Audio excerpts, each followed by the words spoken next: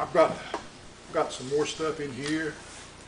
I got all kinds of stuff to talk about. I mean, about what's happened in Raleigh and what hadn't happened in Raleigh, and it's hard to think about where to start. And but this school thing, you know, I've got to read this. It's hard to say it. I want to read. And the reason I'm wanting to read this is because every time you start talking to Republicans about what they did to education, they start talking about this. They boasted of adding state funding for 2,000 additional teachers in their budget. The Republican lawmakers fell all over each other to get in the spotlight. Yes, they did fund those 2,000 teaching spots with state money. But what one hand giveth, the other taketh away. The additional state money didn't cover the loss of emergency federal money that had funded more than 2,000 teachers. And the GOP budget ordered local school districts to return to the state a total of $429 million. To meet that obligation, school districts had to cut, and some of them cut teachers. The bottom line is that there are fewer teachers this year than there were last year, and the lumbering state of the economy and loss of federal stimulus dollars will make next year's even tougher, absent a booming economic recovery, and we're not seeing that yet. And so the essence of it is they talk about that, but you know, like you said, with one hand they give it, the other hand they take it away. And when we're looking at what's going to be happening around July of this year, and if they don't do something in the budget in May when they go back in there for that, we're going to have some severe losses, a whole lot more than we've had already. And when you think about that, you know, my opponent goes around a lot of times and he talks about this, you know, and he keeps saying our state is broke. And, you know, our state's not broke. It's just a matter of value, ladies and gentlemen. What do you value? What is it that's going to bring us out of the recession that we've been suffering from? Is it making school more expensive? Is it making it harder for teachers to keep their jobs and teachers' assistants? It's not that. It's supporting the economic of education. We've got to get back to supporting education. We talked about, you know, how we weren't willing to let the 1% sales tax stay in effect. The governor, I think she authorized 3/4 and she was going to go down a little bit. But the Republicans didn't want to do that. They thought that was just something they couldn't do because they had said they wouldn't do it. And, you know, they talk about maybe that is a really tough tax on the working people. But you know, there's a lot of people that come to North Carolina, tourists, they pay that 1% sales tax too. And it cuts across everybody. Everybody pays a little bit on that 1% sales tax. If you look at that 1% sales tax, every large cut that you can look at in the education area would have been taken care of. It's almost $1 billion worth of money. And that's about what the cuts were to education. And other areas too could have been taken care of. You talk about teachers. They cut $49 million out of the instructional budget. You know, that's for buying supplies that goes to there. And even at that, before they took that money out, we had teachers that were still using their own money to buy supplies for the classrooms. They were already doing that, and then they suffer another $48 million. And you think about what is it that's going to bring us out of the recession, and how do we keep the working families working? Well, they took $69 million cut in early education, Smart Start, more at 4. And a lot of that Smart Start money goes to providing daycare and care for kids for working families. How can a family work if they can't have somebody to help take care of their kids? And, you know, it just seems counterproductive to me to make those cuts and not be willing to go for that little sales tax. But that was all something they promised, you know, and they convinced people that that was more important. But what the problem was, really, people didn't understand what all that meant until now. They're starting to see what it meant. They not only cut education in that sense, but think about taking the teaching fellows program away, not having any more money for teaching fellows.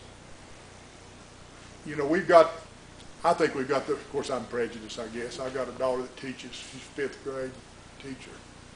I got a wife that taught for 31 years, and she's the best math teacher that ever hit Murphy High School. Every day I run into somebody and I say, "Who was that?" She said, "That was somebody I taught in 1984. She can remember who they were, because I'll say, you know, a politician meets a lot of people. I can't remember names that well, but she can remember them. And she'll say, "Oh, you remember him? He lives over there at Grape Creek, right there where you cross to go across the bridge there." And she can remember him, and she'll remember something about him, because she might have had him as a Beta Club sponsor. But I believe we've got the best teachers in the world. You know, we've got more board-certified teachers than any other state in the union. And, you know, yesterday, June Atkinson was in Bryson City. She was talking about Education Week, which is a publication, a magazine, talking about the ratings of the states in public education. She said our rating was at 17 out of, 50 states. And so, you know, we're pretty good. She said, but as a part of that rating, they rate different aspects of the education program. And the last thing they rate was funding, and we got a D in funding. And, you know, that just doesn't speak too well for us. And, you know, they talked about this 1 cent sales tax, and the idea behind that, you know, is we're not going to tax that 1%, leave that on there if it's going to hurt the people. But, Justin, what was, isn't it about across the board raise for tuition, about 9% all through the university system? That's what it is, a 9% raise. Anybody here involved in the court system? What's the court cost this year on a regular traffic speeding case? About $160. And it's gone up from what? Oh gosh, less than 100. Well, in the last section, it went up about $50. Okay, $50 on a court case. I got a fellow the other day that got a seatbelt violation, Bryson. He said, "Oh gosh, I want to get that dismissed." And says the thing that bothers me about it the most is how much it's going to cost me to pay the fine and cost. So, you know, it's not a matter, you know, they didn't want to raise that 1% sales tax, which would have spread it out evenly over. It wouldn't have really been really hard on any one group or one person. But they're willing to raise your tuition 9% at the university system, across the board about 9%, all through the university system. And then they raise court costs. This is cost of people doing business. This is, to me, if you're unwilling to raise that 1 penny, but you're willing to do this, think about the number of people that it impacts. And is that not a tax? It's the cost of living and cost of doing business as a family. Is that not a tax? You're not willing to do the 1%, which would have taken care of all these cuts, but you're going to raise the tuition 9% and make it harder for kids to get education. And not only that, Justin, when we were over there at the Cuts Hurt program at Western Carolina, we were looking at I lost my train of thought. That was easy.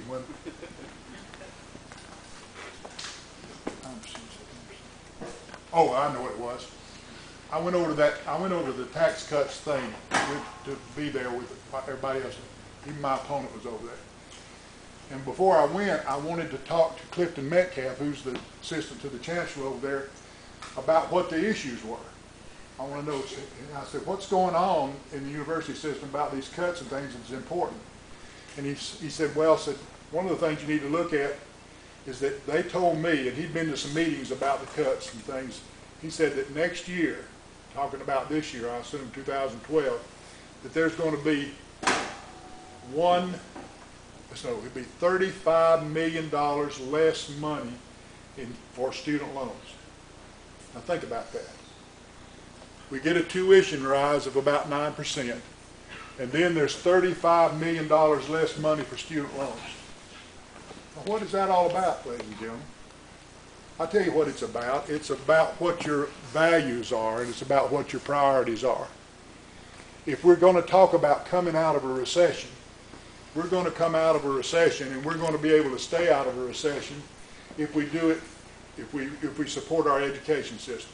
We've got thousands of people that need to be retrained, and we've got the best community college system in the United States of America. I think there's 58 of them, and they're spread so that anybody can get access to them. And it's costing more to go to the community college. Your tuition's gone up there too. But if you're in a job where you've lost traction, or you're out of a job, and maybe you can train, one of the things over in our area that, there's some jobs available in it is the medical area. Medical files, they've got this new thing about how you have to do medical files. The filing system, I don't know all about it, but you probably heard something about it, how much it's going to cost. And my daughter is a PA, a physician's assistant in an internal medicine group over there, and they've had a whole week of training about how they do these medical records, because doing the medical records by computer, putting them in a computer, saves time and saves money. They spent a whole week in training on that. Well, those kind of jobs, you need to get a little more training in the community college. And we've got all of those things available in our community college. But then you're making it harder for people to get to there, to get the retraining. If we do get jobs to an area, we've got a lot of plants that are out of nobody's using them. If we are able to attract a job there, they are going to look and see, what does your workforce look like? What is the availability that you have to train a workforce? If we've got some specific type of process on a conveyor belt that we have to do specific tasks for these folks, how fast can we get them retrained? What is your available workforce that already has some training in this area that might fit our kind of job? Those are the kind of things that are important, and we're trying to raise tuition and keep people, make it harder for people to get that education, to get retrained. We're not doing anything about creating jobs. They said that's one of the things they wanted to do something about jobs, and they did something. They cut teachers' jobs. They did. That's what they did. And I really have a problem with that. And I get back to the idea of, arguing about this stuff. Davis and I are going to be arguing down the road about all of this and all of that. But when it comes back down to it, I remember Bob Carpenter.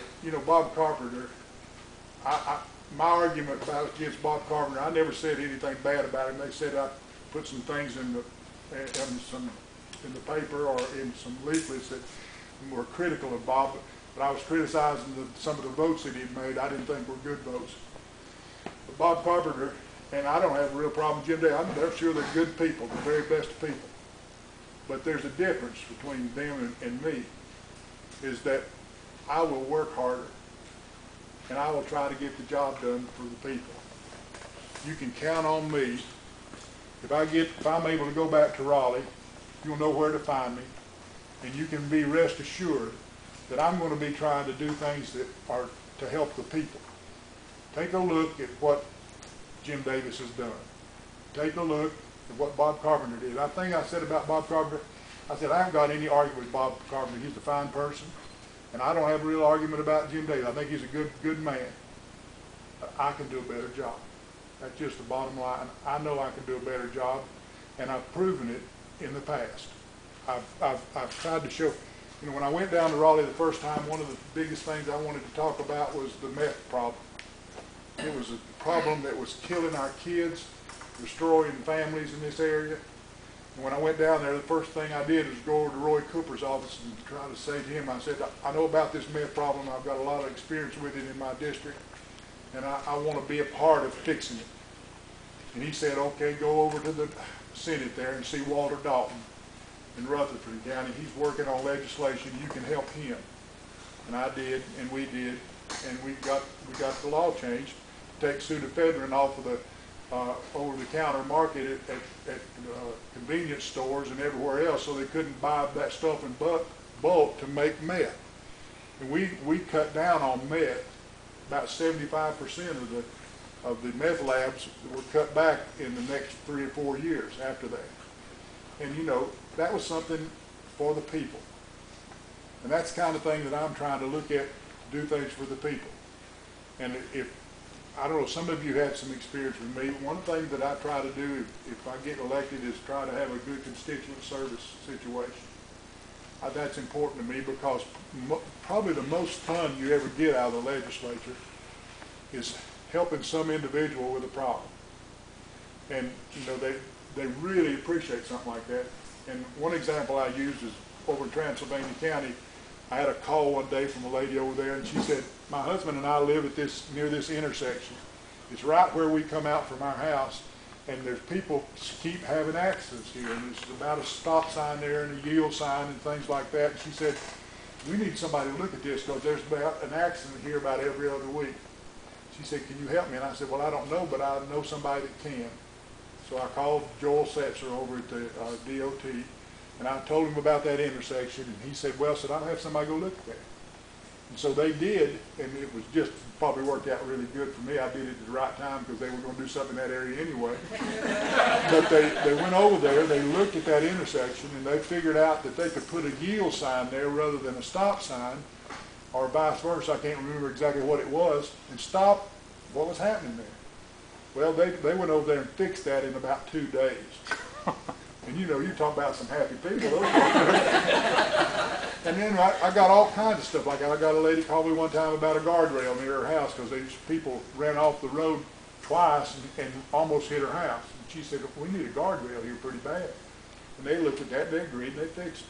You know, it's little things that people look at you for government, in the government, to try to help them because they can't get to the red tape. They don't know who to call. And when I've got availability down there, I can call over to the research office over there and I say, look, here's my problem. Who would I talk to at DOT? Or I look at Joanne Reese over there, who is the lobbyist for the DOT. I call her up and I say, who over there is in charge of this?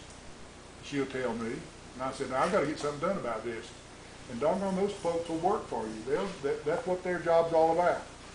And just making those connections and being available to do that is the kind of thing that we've been lacking here for the last 2 years.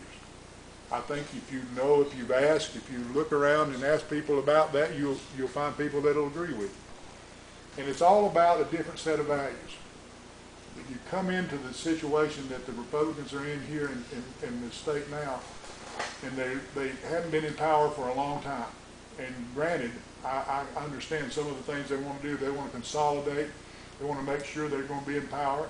I think Jim Davis made the comment to one of the papers over here the other day that it doesn't really matter what happens in my election. He says, but the Republicans are going to be in power down there for a decade.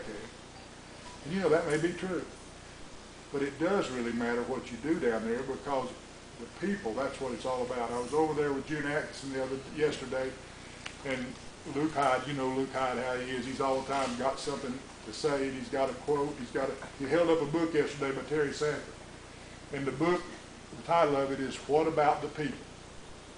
And that's what I say to you folks. In Jim Davis's situation, what about the people? What has he done to serve the people of Western North Carolina? What difference has he made in trying to serve the people of Western North Carolina? He's not a bad person. I just want to talk to you about the quality of the work they're doing and what they're concentrating on. They're more interested in sustaining their ability to be elected than they forgot about what about the people. By the way, you do represent these people in these 7, 8 most western counties, and what about the people? That's what the issue's all about. I care deeply about the people. I don't care whether you're black or white, Republican or Democrat, what denomination you are. If you're in my group and I can help you, that's where I'm going to be. That's where I'm going to be. And that's the difference. It's a matter of values, what's important to you. And I'm telling you that I can do a better job. And I hope you'll give me that opportunity again. Now, my wife, she's a little bit worried about this because she's got mighty used to me being around the house. And I talked to some of y'all the other day about that, and I need this job.